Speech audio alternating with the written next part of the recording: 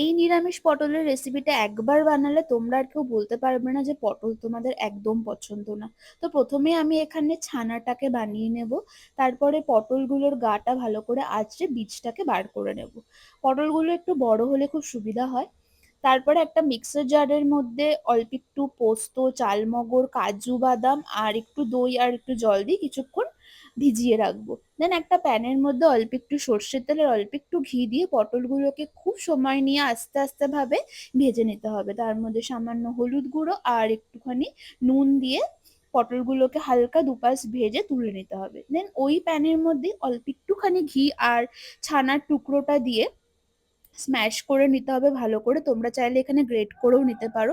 তারপরে একটু গ্রেডেড নারকেল, তারপরে কাজু বাদাম কিশমিশ একটু লঙ্কার কুচি দিয়ে ভালো করে নেড়ে চেড়ে তারপর অল্প একটু হলুদ একটু মিষ্টি, মানে আমি এখানে গুড়ের গুঁড়ো ইউজ করেছি, তোমরা চিনি ইউজ করতে পারো, অল্প একটু গরম মশলা দিয়ে নামিয়ে নিতে হবে। তারপরে ওই সেম মিক্সার জারের মধ্যে অল্প একটু পনির, পটলের বীজগুলো, একটু নারকেল আর ওই পনিরের জলটা দিয়ে একটা ফাইন পেস্ট বানিয়ে নিতে হবে।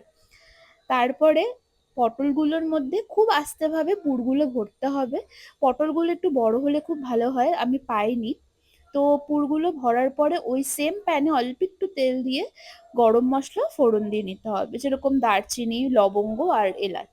তারপরে ওই পেস্টটা দিয়ে ভালো করে নাড়াচাড়া করে নিতে হবে। এখানে মশলার মধ্যে আমি একটুখানি মিষ্টি, মানে গুড়ের গুঁড়ো, তোমরা চিনি ইউজ করতে পারো, একটু নুন, সামান্য হলুদ আর লঙ্কার গুঁড়ো ইউজ করেছি, ব্যবহার করেছি।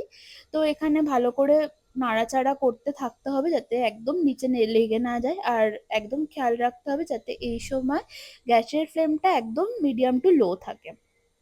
দেন অল্প অল্প জল দিয়ে ভালো করে যেরকম ভাবে মশলাটা কষায় আর কি, ঠিক সেরম পদ্ধতিতে ভালো করে কষিয়ে নিতে হবে।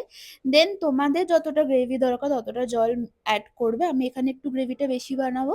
তো একদম ভালো করে ফোটাও পর্যন্ত, মানে মিনিমাম 10-15 মিনিট ভালো করে ফুটিয়ে নিতে হবে। তারপর পটলগুলো আস্তে আস্তে ছেড়ে ফোটা, মানে একদম কম ফ্লেমে যতক্ষণ না একটা বয়েল আসবে ততক্ষণ পটলটাকে ঢেকে ঢেকে রান্না করতে হবে। তারপরে ব্যাস একদম লাস্টে